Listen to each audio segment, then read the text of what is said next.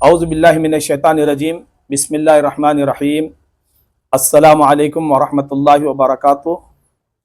मुहतरम हज़रात, मैं आपका खादिम हसन बिन अहमद शाकिर, सदर अल-फैज़ान एजुकेशनल वेलफेयर सोसाइटी आपसे मुखातिब हूँ।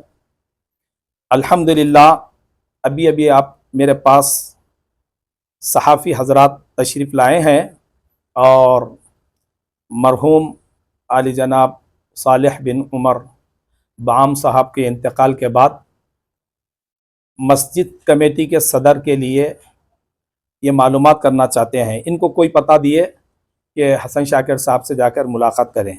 हाँ, ये सही है, 1995 में एक तहरीक मसाजिद कमेटी के लिए कायम की गई थी, जिसमें बहुत सारे हजरात बस्ती के बुज़ुर्ग शख्सियात, जिसमें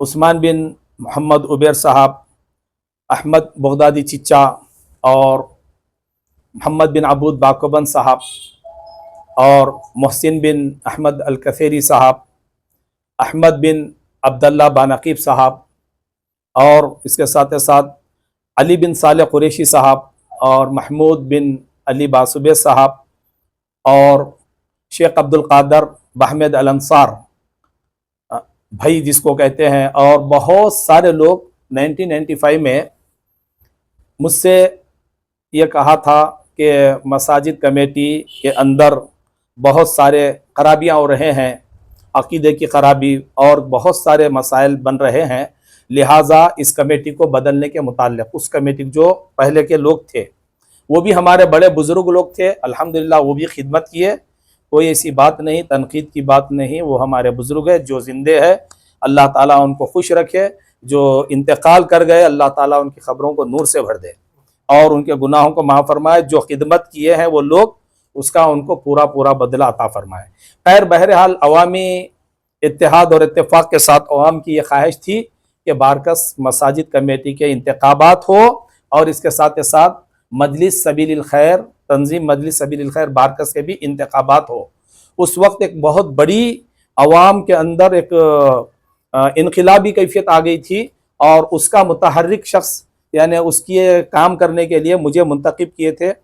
यही हजरात जिनके मैं नाम लिया, वो हजरात मुझे मुंतखब किए थे कि आप आगे बढ़कर काम करें। तो अल्हम्दुलिल्लाह वो तहरीक को मैं लेकर चला। उस वक़्त मैं अशबाब एजुकेशनल वेलफेयर सोसाइटी का सदर था, लेकर चला, वो काम हुआ अल्हम्दुलिल्लाह। उसके बाद बहुत सारे इख्तिलाफ़ात आए, बहुत सारे नाराज़गियाँ हुए हमारे बुज़ुर्गों के दरमियान में, जो साबिक़ा की कमेटी थे उनके हमारे इख्तिलाफ़ात हुए, बहुत सारे मसाइल बने और तगोदूद 2 साल तक चलता रहा। उसके बाद हम लोग जो हमारी तहरीक लेके जो उठे थे, उसमें हम लोग की ख्वाहिश थी कि आली जनाब अल मुहतरम हज़रतुल अल्लामा मौलाना अब्दुल्ला बिन अहमद अल खरमोशी साहब मसाजिद कमेटी के सदर मुंतखब हो। वो लोग ये नहीं चाहते थे कि अब्दुल्ला खरमोशी साहब सदर हो। तो हमारी सारी अवाम मस्जिद में हर जुमा एक बहस तकरार बनते गई। उसके बाद अल्लाह मग़फ़िरत फरमाए मरहूम हमारे साले बिन उमर बाम साहब को, अल्लाह ताला उनकी ख़बर को नूर से भर दे, मैं उनके लिए दुआ करता हूँ। उन्होंने ये कहा क्या अवाम की ये ख्वाहिश है कि मौलाना अब्दुल्ला खरमोशी साहब सदर होना, तो क्यों आप लोग उनको नहीं मुंतखब कर रहे हैं, लिहाजा इंतखाबात होना और अब्दुल्ला बिन अहमद अल खरमोशी साहब इसके सदर बनना। तो उसके बाद तमाम अवाम इत्तेहाद और इत्तेफाक से इंतखाबात जुमे के दिन हुए। उसका सारे के सारे 100% लोग अब्दुल्ला बिन अहमद अल खरमोशी साहब मौलाना की तायीद किए और वो सदर मुंतखब हुए। शायद कि वो 1995 में हुआ। और इसी तरह हम लोग जाके हज़रत हमारे बड़े बुज़ुर्ग हुसैन बिन उमर याफ़ई साहब अलमारूफ मकबूल पहलवान, मकबूल भाई से हम लोग जाके शादी खाना उमर गुलशन जब अभी तामीर नहीं हुआ था, उस वक्त जाके हम लोग साबिर बिन उमर लर्दी, उस्मान बिन मोहम्मद उबैर और मोहम्मद बिन अबूद बाकोबन, मोहसिन कसेरी, हम लोग का पूरा जो ग्रुप जाके मकबूल भाई को सदारत के लिए दावत दिए। इंतखाबात हुए सबीलिल खैर के भी, मसाजिद कमेटी के भी। उसके बाद ये दोनों सदरा नए बने। उसके बाद अल्हम्दुलिल्लाह जब से जामे मस्जिद बारकस अहले सुन्नत वल जमात का मरकज़ बना, पहले से ही ये मस्जिद जब से कायम है, जबी से ही ये अहले सुन्नत वल जमात ही है और अहले सुन्नत वल जमात ही थी, है, आगे भी रहेंगी। ये वहां का कानून है, वहां का दस्तूर है, क्योंकि तमाम हमारे बुजुर्गान दिन अहले सुन्नत वल जमात, हमारे आबा व अजदा सब अहले सुन्नत वल जमात इमाम शाफई रहमतुल्लाह अलैह के मसलक पर चलने वाले हैं। तो हमको ये इंफॉर्मेशन है कि यहाँ पे कुछ लोग हैं, हाँ, जो बेअकीदे लोग हैं, वो लोग यहाँ पे आने की कोशिश कर रहे हैं। नहीं नहीं नहीं नहीं, ये तो नहीं हो सकता, ऐसा तो नहीं होगा, नहीं होगा ऐसा, क्योंकि अहले सुन्नत वल जमात के मसलक पर ही ये कायम की गई है। अकीदा अहले सुन्नत वल जमात मसलक इमाम शाफई रहमतुल्लाह अलैह के मसलक पर यह मस्जिद कायम की गई थी, जब से है ये, जब से इसकी बुनियाद है, जब से यही रही और आइंदा भी यही रहेगी। तो बहरहाल दो सदर बने, मौलाना हजरतुल अल्लामा मौलाना अब्दुल्ला बिन अहमद करमशी साहब 2 साल के लिए मुंतखब हुए। पहले 2 साल आप किए, उसके बाद जामे मस्जिद बारकस में ऐलान किए कि मेरे 2 साल मुकम्मिल हो गए, आप लोग फिर अवाम से गुजारिश है कि अपने सदर को चुन ले। फिर दोबारा अवाम उनको शायद के 3 साल का दिए, 3 साल फिर वो किए, फिर उसके बाद तीसरी मियाद जो हुई, उनकी मियाद जो तीसरी मियाद भी जो हुई 3 साल की शायद हुई। बहरहाल 8 से 10 साल उन्होंने सदर रहे। उसके बाद उनका इंतकाल हुआ। विसाल होने के बाद में अवाम सारी मिलकर हमारे आली जनाब अल मुहतरम अलहाज सालेह बिन उमर बाम साहब को सदारत के लिए उनका नाम पेश किया गया। 100% अवाम सालेह भाई के साथ रही। सालेह भाई अल्हम्दुलिल्लाह बेहतरीन सदारत करते हुए मस्जिद कमेटी को तरक्की भी दिए और अहले सुन्नत वल जमात के ही मसलक पर मस्जिद में काम होता रहा। अल्हम्दुलिल्लाह हर जुमा सलाम होता, 20 रकत तरावी होती रमज़ानुल मुबारक में, हर जुमा सलाम होता और फातिहा दुरूद, हर नमाज में दुआ इस्तग़फ़ार होती। हमारा मरकज़ है जामे मस्जिद बारकस और इसके तहत 5 मसाजिद और भी है, वो मुकम्मिल तौर पे है सो अहले सुन्नत वल जमात के अकीदे पे चलते हैं। और साले भाई इसके सदर रह चुके हैं। हम लोग सब मुंतखब किए थे साले भाई को।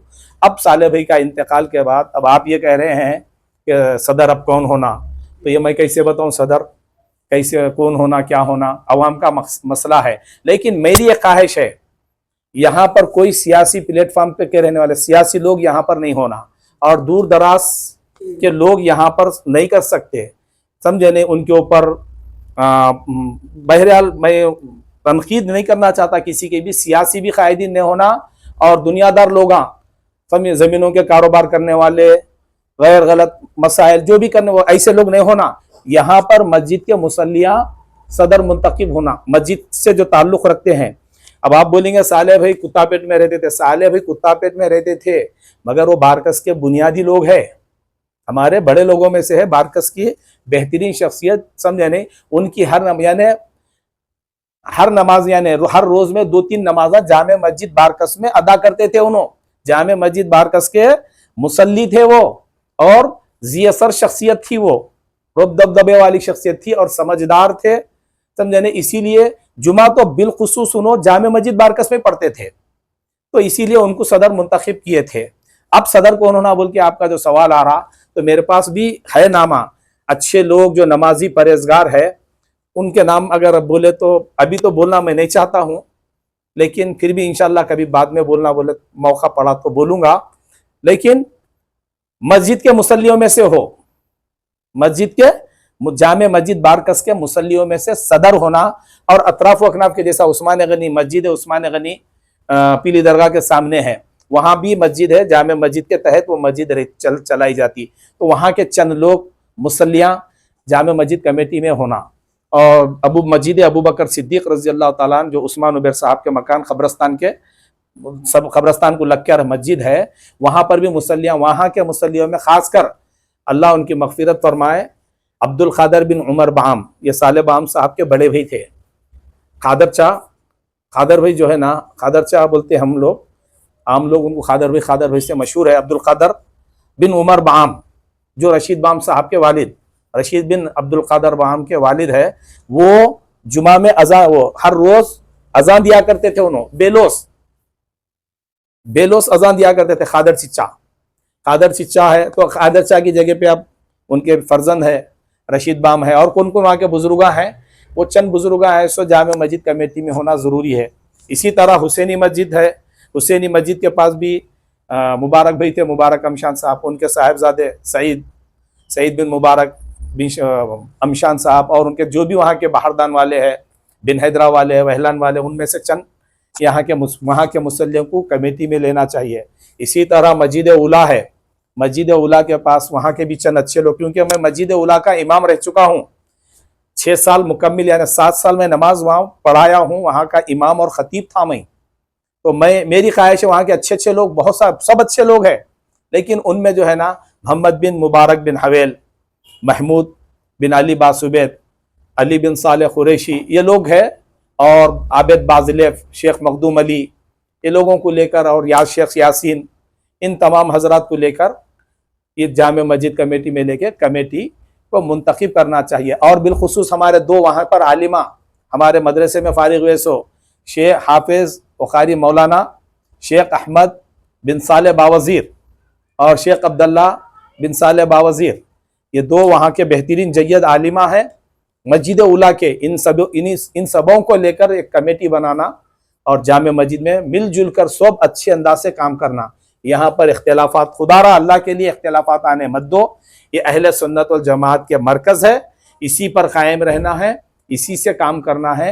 अल्लाह ताला उन तमाम मरहूमीन की मग़फ़िरत फरमाए जो खैर के काम किए, खालिसन मुखलिसन लिवजहिल्लाह, अल्लाह के लिए जो काम करे उनके लिए मैं दुआ करता हूँ।